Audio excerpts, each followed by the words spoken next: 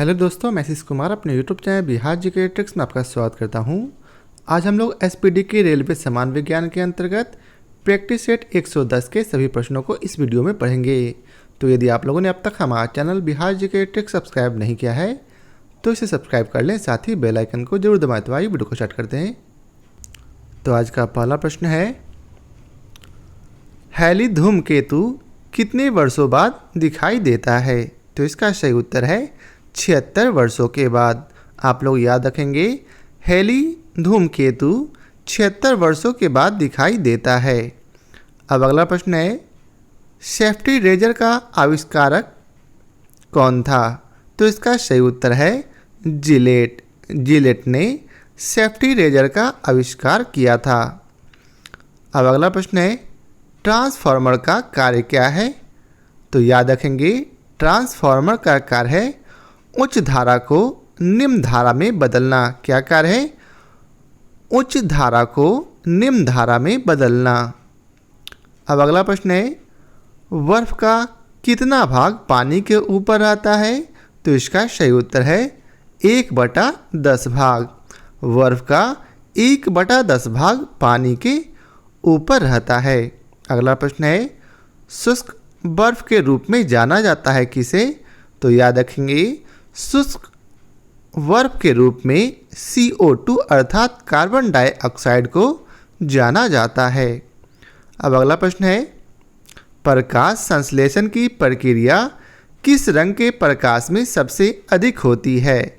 तो इसका सही उत्तर है लाल रंग के प्रकाश में। किस रंग के प्रकाश में? लाल रंग के प्रकाश में। अगला प्रश्न है, मानव मस्तिष्क का वजन कितना होता है? तो इसका सही उत्तर है 1350 से 1400 ग्राम। कितना ग्राम? 1350 ग्राम से 1400 ग्राम। अगला प्रश्न है, धन्वंतरी पुरस्कार किस क्षेत्र के योगदान में दिया जाता है? तो इसका सही उत्तर है औषधि के क्षेत्र में। धन्वंतरी पुरस्कार किस क्षेत्र के योगदान में दिया जाता? तो याद रखेंगे, औषधि के क्षेत्र में। अगला प्रश्न है, पृथ्वी पर गुरुत्वाकर्षण बल सबसे ज़्यादा होता है किस पर? तो इसका सही उत्तर है ध्रुवों पर। पृथ्वी पर गुरुत्वाकर्षण बल सबसे ज़्यादा ध्रुवों पर होता है। अगला प्रश्न है, प्राकृतिक रबर में मजबूती लाने के लिए किस तत्व का प्रयोग करते हैं? तो इसका सही उत्तर है सल्फर का। प्राकृतिक रबर में यदि हमें मजबूती लाना है तो हमें सल्फर का प्रयोग करना चाहिए। अगला प्रश्न है, नेप्थेलीन का गलनांक कितना होता है? तो इसका सही उत्तर है 80 डिग्री सेल्सियस। नेप्थेलीन का गलनांक होता है 80 डिग्री सेल्सियस। अगला प्रश्न है, अमोनिया गैस की हैबर विधि में किस उत्प्रेरक का उपयोग किया जाता है? तो इसका सही उत्तर है कार्बन का चूर्ण का। किसका? कार्बन का चूर्ण का प्रयोग। अब अगला प्रश्न है, निर्वात में प्रकाश की चाल कितनी होती है? तो याद रखेंगे, निर्वात में प्रकाश की चाल 3 × 10⁸ मीटर पर सेकेंड होती है। कितनी? 3 × 10⁸ मीटर पर सेकेंड। अगला प्रश्न है, निम्न में से कौन सा पदार्थ अल्कोहल में अविलय होता है? तो कौन सा पदार्थ? तो इसका उत्तर है रबर। रबर जो है अल्कोहल में अविलय होता है। अगला प्रश्न है, पारा का गलनांक कितना होता? तो याद रखेंगे, पारा का गलनांक 357 डिग्री सेल्सियस होता है। कितना? 357 डिग्री सेल्सियस। अगला प्रश्न है, सल्फ्यूरिक अम्ल के संपर्क विधि में किस उत्प्रेरक का प्रयोग किया जाता? तो इसका सही उत्तर है प्लेटिनम चूर्ण का। किसका? प्लेटिनम चूर्ण का। अगला प्रश्न है, पानी में प्रकाश की चाल कितनी होती है? तो इसका सही उत्तर है 2.25 × 10⁸ मीटर पर सेकेंड। कितना? 2.25 × 10⁸ मीटर पर सेकेंड। अगला प्रश्न है, इसमें से कौन सा पदार्थ नैप्था में घुलनशील है? तो याद रखेंगे रबर। रबर जो है नैप्था में घुलनशील है।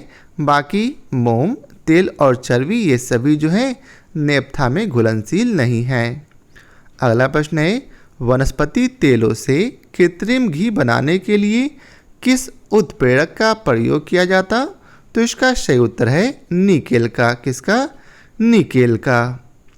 अगला प्रश्न है इनमें से कौन सा पदार्थ जल में अघुलनशील है? तो इसका सही उत्तर है कपूर। कपूर जो है जल में अघुलनशील है।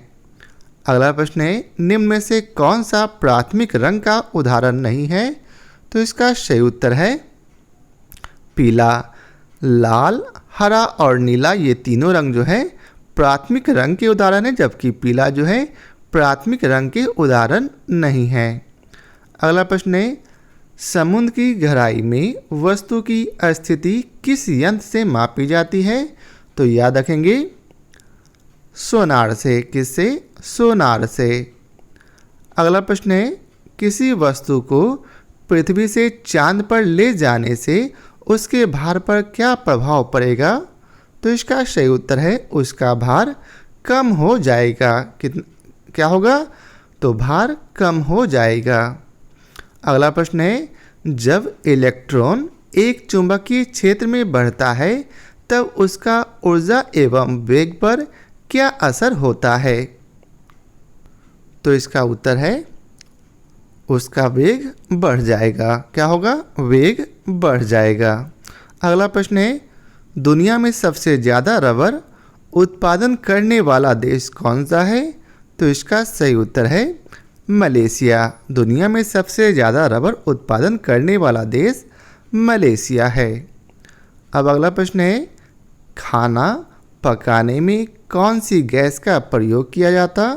तो याद रखेंगे खाना पकाने में ब्यूटेन और प्रोपेन अर्थात ऑप्शन सी इन दोनों गैसों का प्रयोग किया जाता है। अब अगला प्रश्न है आकाश में तारों के टिमटिमाने का क्या कारण है? तो याद रखेंगे आकाश में तारों के टिमटिमाने का कारण है अपवर्तन। क्या कारण है? अपवर्तन। अगला प्रश्न है पायरिडॉक्सिन किस विटामिन का रासायनिक नाम है? तो इसका सही उत्तर है विटामिन B6 का। पायरिडॉक्सिन विटामिन B6 का रासायनिक नाम है। अगला प्रश्न है एकॉस्टिक में किसका अध्ययन किया जाता? तो इसका सही उत्तर है ध्वनि का। एकॉस्टिक में ध्वनि का अध्ययन किया जाता है। अगला प्रश्न है ऑफ ह्यूमन बॉन्डेज नामक पुस्तक के रचनाकार कौन है? तो इसका सही उत्तर है समरसेट मॉगेम। कौन? समरसेट मॉगेम। अगला प्रश्न है नारियल तेल का गलनांक बिंदु कितना होता है? तो इसका सही उत्तर है 286 डिग्री सेल्सियस। नारियल तेल का गलनांक बिंदु 286 डिग्री सेल्सियस होता है। अगला प्रश्न है अमाशय में प्रोटीन को पेप्टाइड में अपघटित करने वाला एंजाइम कौन सा है? तो इसका सही उत्तर है पेप्सिन। अमाशय में प्रोटीन को पेप्टाइड में अपघटित करने वाला एंजाइम पेप्सिन है। अगला प्रश्न है तारपीन के तेल में प्रकाश की चाल क्या होगी? तो इसका सही उत्तर है 2.04 गुना 10⁸ मीटर पर सेकेंड। कितनी? 2.04 गुना 10⁸ मीटर पर सेकेंड। अब अगला प्रश्न है शुद्ध जल का pH मान कितना होता? तो याद रखेंगे शुद्ध जल का pH मान 7 होता है। कितना होता? 7। तो यह था आज के वीडियो का आखिरी प्रश्न। आशा करता हूँ आप लोगों को हमारी यह वीडियो पसंद आया हो। यदि आप लोगों को हमारी यह वीडियो पसंद आया हो तो उसे लाइक और शेयर जरूर करें। तो आज के लिए बहुत बहुत धन्यवाद।